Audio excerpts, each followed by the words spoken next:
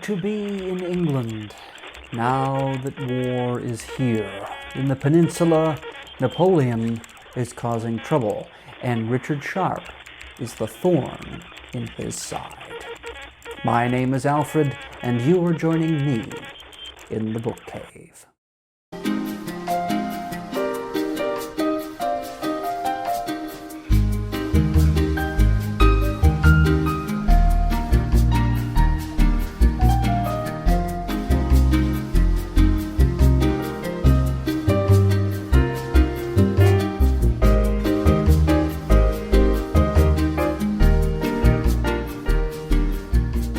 Yes, Richard Sharpe, my absolute favorite creation of Bernard Cornwell, probably the greatest living historical fiction author, perhaps in competition with Ken Follett.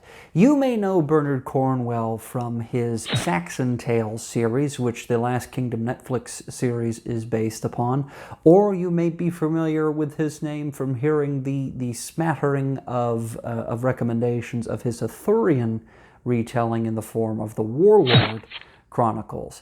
Well, for me, Bernard Cornwell has his crown jewel in the form of Richard Sharpe, which he began writing in 1981 with Sharpe's Gold and Sharpe's Eagle and Sharpe's Gold in that particular order. However, there are two ways to go about reading Sharpe, and I'm here to tell you why indeed you should be reading it. Richard Sharpe is a swashbuckling, rough and tumble, down from the ranks and the gutters of English society, up into the grandeur of the King's Rifles, the King's Infantry, the light company of the Peninsular Wars, under the Duke of Wellington, or rather the soon-to-be Duke of Wellington, when we're talking about the time period. Yes, Sir Arthur Wellesley plays a role in these novels. It's sort of kind of bolstering our main character. But let's get down to the nitty-gritty and talk about the books themselves. They are blessedly short books. Not a single one hits 350 pages, at least of the 9 that I've read so far. Now, I am reading them in chronological order. In other words, the events that take place historically, beginning in 1799, going all the way to 1825, I believe. It's a span of time during which these books take place. If you read them in publication order, you'll be bouncing back and forth, going 1810 to 1805 to 1815, back and forth, which you can certainly do because these novels are episodic in and of the fact that they are self-contained adventure stories. Read Sharpe's Trafalgar, for instance, you're going to get the Battle of Trafalgar, and that's that. You read Sharpe's Fortress, you're going to get the siege at the fort of Gewilgar in India in, I believe, 1801 or thereabouts, and it's going to be that siege at Gewilgar Fortress, and that's that. If you go over to Sharpe's Rifles, you're going to see the French invasion of Spanish Galicia, and that will be that, okay? It depends upon where exactly the novel takes place. There is no continuation directly, unless, of course, you're talking about the first novels chronologically, which are known as the India trilogy by those of us who are passionate. But it's very obvious that the only 3 novels that take place in British India during the Rajish uprisings, which were probably necessary if you think about the historical implications thereof. But the first book is Sharpe's Tiger. I highly recommend you start here, really, because this is where you get sort of Richard Sharpe's origin story. Instead of meeting him first as a lieutenant or a captain, you meet him here as a lowly private within a red coat regiment. Let's just read the front there. This is the Sharpe's Tiger takes place during the siege of Seringapatam in 1799, in which Richard Sharpe avoids Sergeant Obadiah Hakeswill and endeavors to rescue a British officer from under the nose of the Tipu of Mysore.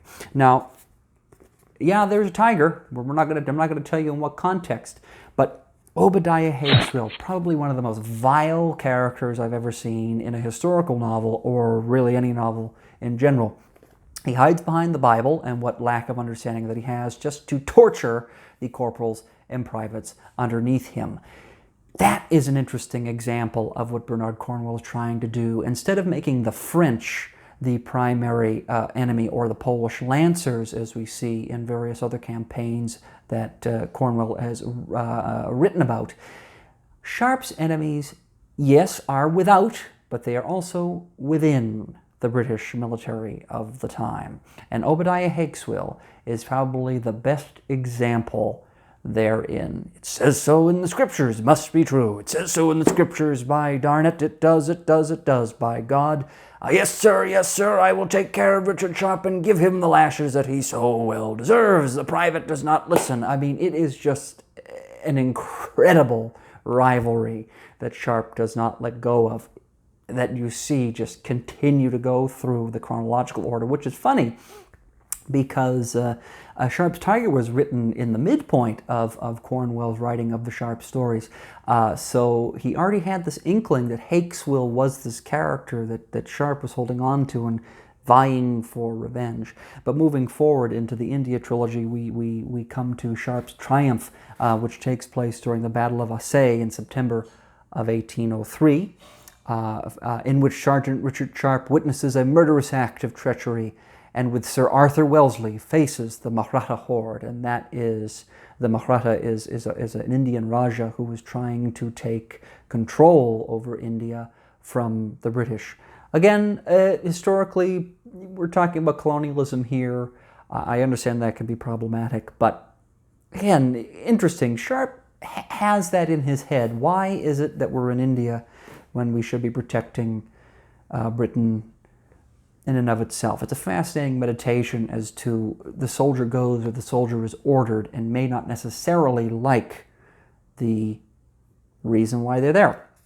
But finishing off the India trilogy, we have Sharpe's Fortress, the Siege of Gewilgar in December of 1803. Lovely carrion bird, so you understand that things are going to be a little hairy in this one, in which newly promoted Ensign Richard Sharpe wishes he has stayed a sergeant after he is put in terrible danger by Sergeant Obadiah Hakeswill at the impregnable Gewilgar Ravine.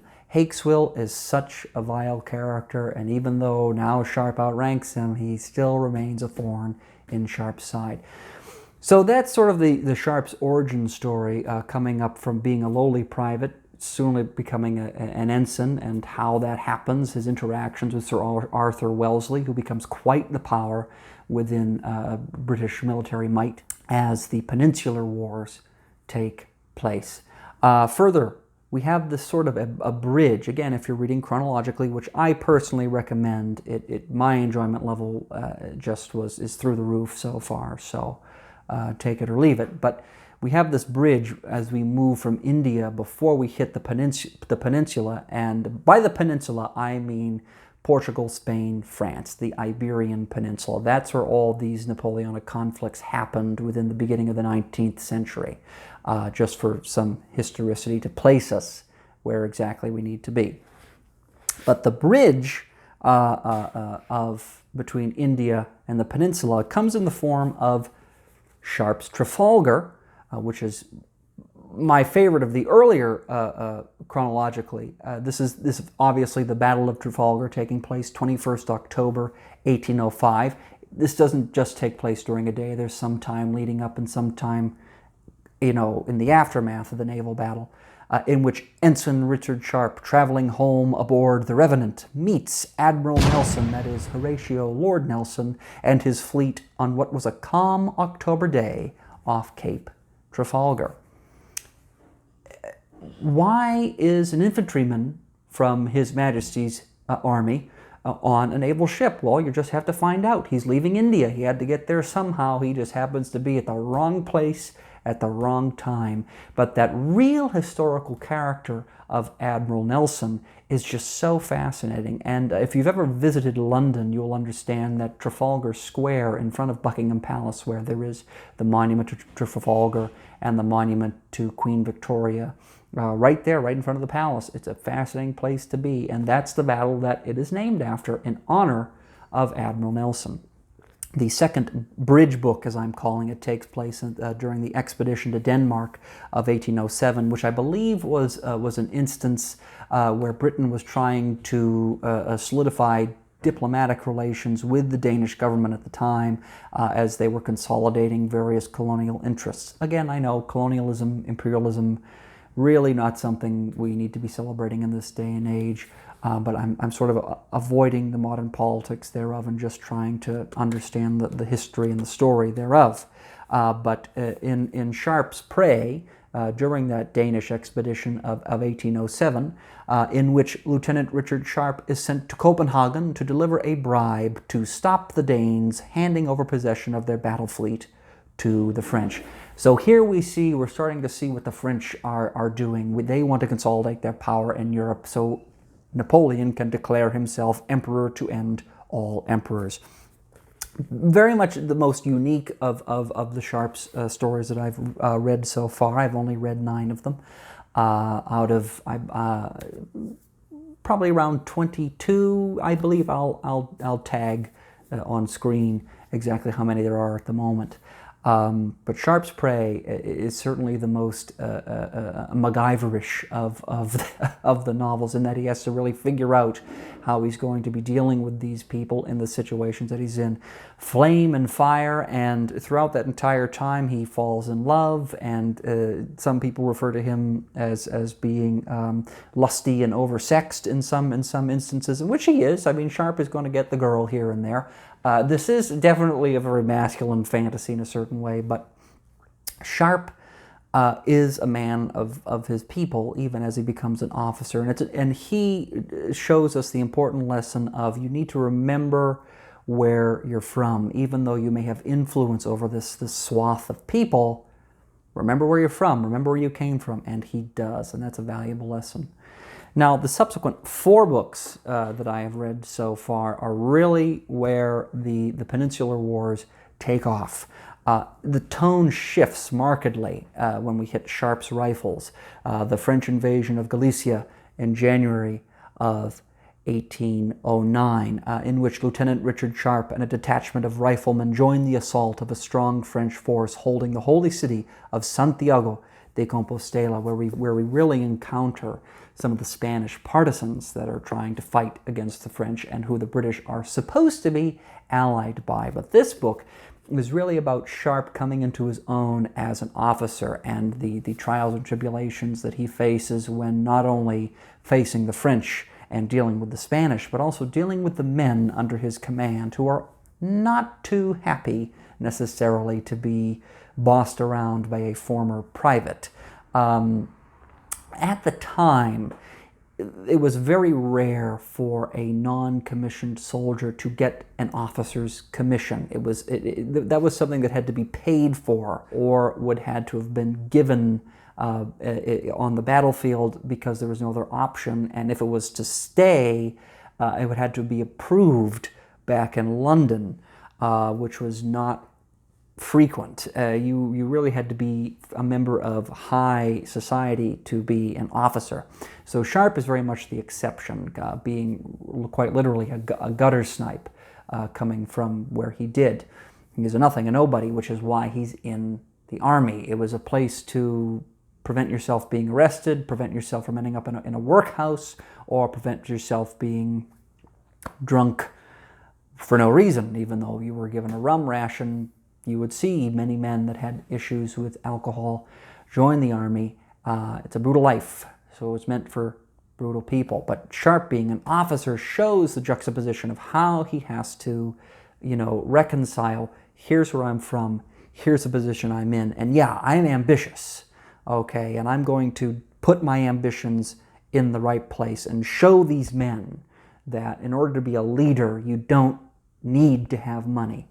I'm an example of it, says Richard Sharpe. Let me show you why. And that's really what Sharpe's Rifles is all about. Moving right along chronologically, we encounter the Northern Portugal campaign in the spring of 1809 in the form of Sharpe's Havoc. And what a havoc it really is in this tale, in which a small British army is stranded when the French invade northern Portugal and Lieutenant Richard Sharpe meets the future Duke of Wellington. Yes, this would be the first in publication order where Sharpe actually encountered Sir Arthur Wellesley, who became the Duke of Wellington.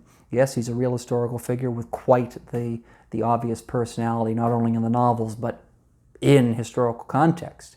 Sharpe is faced with just an impossible task of being outnumbered, and what happens in northern Portugal, where the French are really gaining foothold in the peninsula and saying, "This is mine."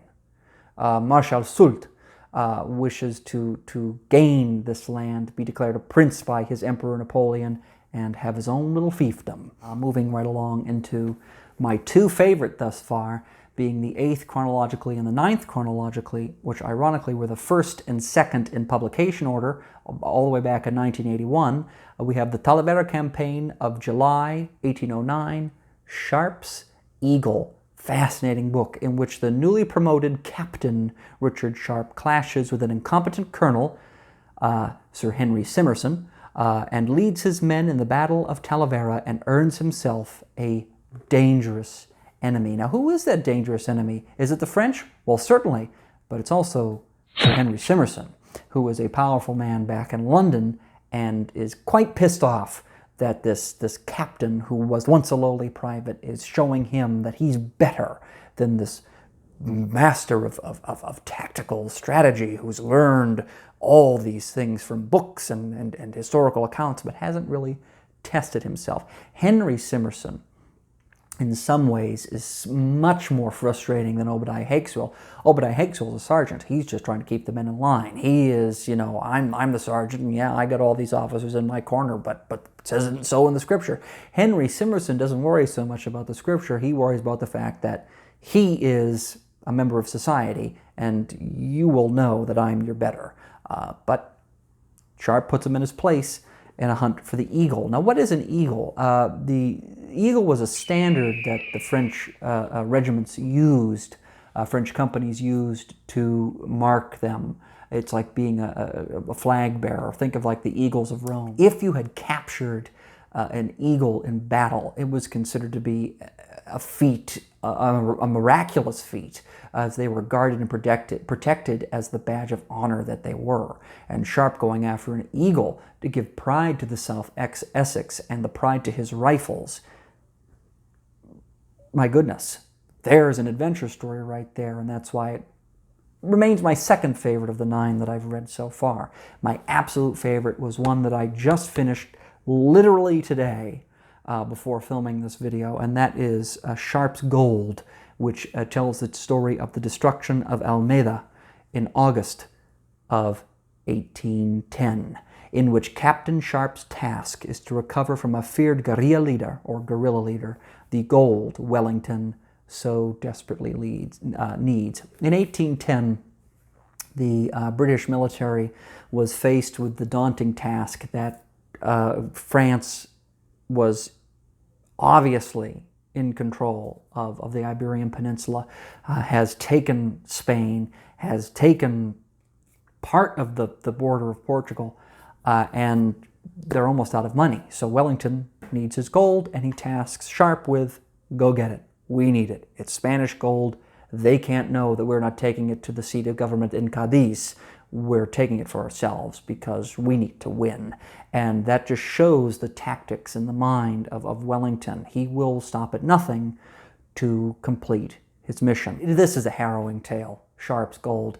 It is so personal. This is where you get to understand that Sharpe is a little bit oversexed. He is thinking about his loss of the magnanimous and beautiful Josephina from some of the subsequent novels of Rifles and Havoc, etc., that he lost to a much more wealthy officer. Well, now we see the beautiful Spanish Teresa, who is really under the wiles of El Católico, a Spanish partisan soldier and a colonel within the Spanish army who is quite brutal in his tactics. Well, not only is Sharpe facing the French as he has been, but he's also facing El Católico, because it's his gold that Wellington sorely needs. And those are the novels I've read so far, but historically, I mean, we get to see quite real tactics that were used at the time. Early trench warfare, siege with cannon, the idea that the Brown Bess musket is still in use. But there was this newfangled device called the Baker rifle that is no longer smoothbore, and that's why Sharpe is known as a rifleman. He's the leader of a contingent of riflemen that use this specialized weapon that is far more accurate and actually has the rifling in the bore. That's the difference, and why it's called a rifle as opposed to a musket or a hand cannon or something like that. It's the rifling in the bore that allows the projectile to spin and meet its target much more accurately. There are a couple of characters such as, I believe, Corporal Daniel Hagman, who is an absolute marksman with this new device. And you have my personal favorite character, other than Sharpe, of course, being Sergeant Patrick Harper, the wonderful Irish sergeant that will do things, by God, and amen to that, sir. We will get through.